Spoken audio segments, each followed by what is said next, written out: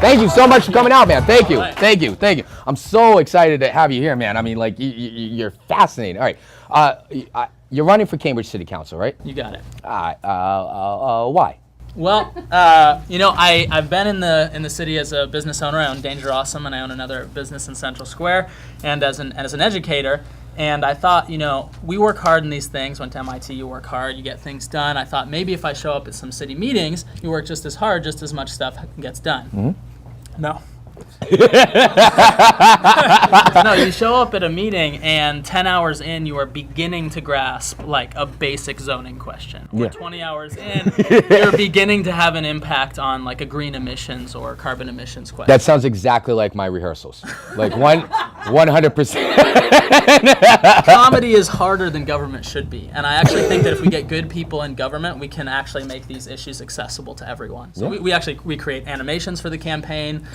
On all kinds of issues, how housing can be cheaper, how big buildings should have clean energy emission standards, things that are straightforward, things that people in our demographic care about, younger voices, new voices. Yeah. So you look at you're trying to capture the youth vote here? Well, I think it actually appeals to a very broad range of people, and a lot more people than I thought. But the youth vote has traditionally been too busy, maybe, and too interested in the national scene to vote on municipal level. Yeah, but you know what?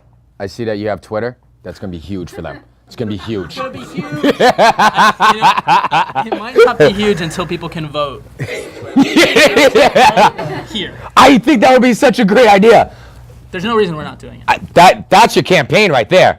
Vote for me. I will figure out a way to make everything through Twitter. The campaign for me, for people in our age group, for older people, there's and for people who have lived here for a long time, there's a lot of issues that are of concern. Bringing younger families to Cambridge, preserving an arts and culture agenda. But for people our age, who 65% of us kind of come out for the national election, only like 10 or 15% come out for the municipal election. And why do you think that is?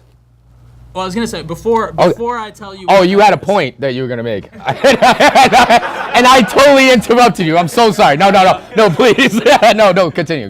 Before we talk about why that is, what I say to people in that age group is that these local issues may actually impact you more than the national issues. We're talking about the price of your housing, which should be $700 to $900 a bed, or $2,100 per apartment. And we're busy building luxury housing at $2,400 a bed, $3,200 for a studio, and there's no way we're going to alleviate the pressure on young families, on young professionals and graduates, on innovators, artists. Absolutely. All my art friends moved to Somerville. Yeah. Or San Francisco. I live here. I sleep on this stage. Yeah. They keep telling me to go home, but I said, why? It's nothing like the rest of Cambridge. If it's anything like the rest of Cambridge, the price for this stage is probably about $900. Yeah. That's almost as expensive as my band. Have you seen my band? Your band? My band, the house band. Ladies and gentlemen, Connor Allen and Colin Allen 9. That costs $950. Can you figure out a way to make that cheaper? I think you automate. If you just record it once, you could play one of those radio host buttons, like a flushing sound, and then he's got the drum roll. Oh, you know what? I'm seeing that you went to MIT. It shows now. Bring in the robots. Yeah, bring in the robots. Did you ever work with robots? I did. I was a mechanical engineer and a biological engineer, so I did a little bit with robots and a lot with gene therapy and pain study. Wow, really? And then I was at the media lab, so I immediately got distracted by all things computer technology design, and that's why I have a software and design and laser cutting. That's actually what I was just about to ask you about. Can you please tell our wonderful audience about Danger Awesome? Because I think it's so cool. I can. I will.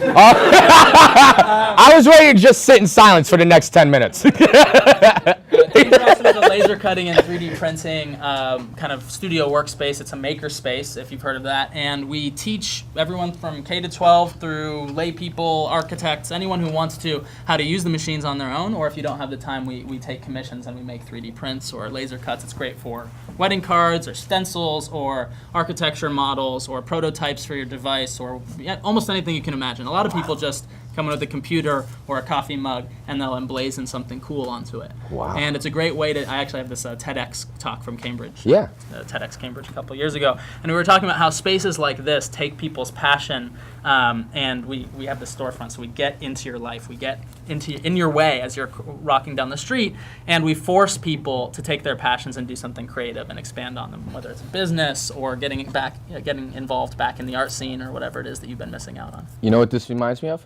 You ever see iRobot?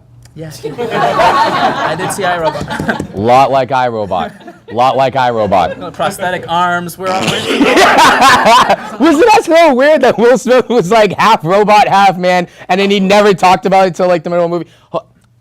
Let's get back to the campaign. So I honestly, we didn't talk about iRobot. If we started talking about iRobot, I won't stop talking about iRobot. No, let me ask you something. How long have you been campaigning for city council? We started about 4 months ago. 3 Yeah. months ago, yeah.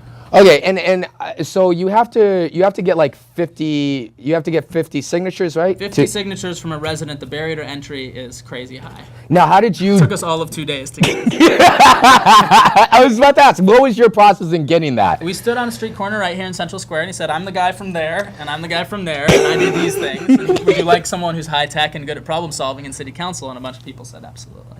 You know what? That makes a lot of sense. I didn't have a joke for that. I just thought that made a lot of sense. That seems like a logical step in how to go about getting someone to run for city council. Absolutely.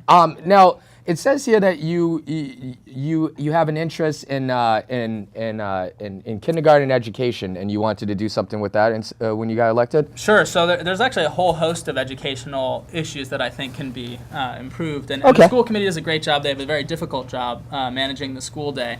But there's a lot we can do in junior kindergarten. There's a lot we can do outside of the school day, after school, and in the summer to make sure that the same things I teach in classrooms in MIT and School of the Museum of Fine Arts are done for our K through 12 students. Things like professional development, activating your passions to make things, to do things, to be a great hire when you come onto the job market because you have all these skills, and because not only do you have the skills, but you have the passion to be a self-starter. Yeah. So we can teach that. We teach that at Danes Ross, and Nimblebot does it. Artisans Asylum in Somerville does it. And there's a whole host. I think Cambridge might be the only place where there's like 3 geniuses per capita. Or 3 geniuses. 2 of them are on this stage. We're so hot right now. Yeah, you and Connor Allen.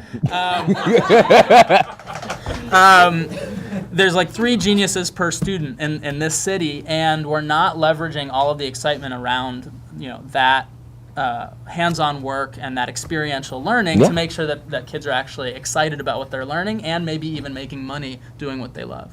That sounds awesome. I like the sound of that. It kind of reminds me of so how do you all right, it kind of reminds me of you ever see Freedom Riders? Freedom Riders? Writers. Oh, what? No. You never saw Talking Freedom about Ghost Riders? Rider? No. Do you want to talk about Ghost Rider? I kind of wanted to. Yeah, I saw a lot of PBS. All right, let me ask you one more question because I just think this is so cool. You directed a video for OK Go? Yeah, man. It was a really cool process. I was at Media Lab, and my co-director was at Computer Science Artificial Intelligence Lab. That's where the real robots are, by the way. Yeah. And we were pitching ideas to OK Go. I literally just called them on the phone, and I was like, we want to do a video where every frame of the music video is a different frame of toast, and it will be the world's first stop motion toast. And we laser emblazoned onto each piece of toast an individual design, and it was animated by like celebrity animator Jeff McFetridge, who did the credits for Where the Wild Things Are and a bunch of other cool projects. Wow. That is so cool. His art, our lasers, OK Go's music, and it was like a whirlwind. Because when I'm on the internet, the first thing I'm thinking is, can I see a 4-minute video with toast? Can I only toast? Can there be pictures on this toast? Nadeem Mazen, our guest, really is joke. You got time to stick around till later? Absolutely. All right, thank you. Stay up with Nadeem. We're going to take a quick commercial break. We'll be right back after these messages.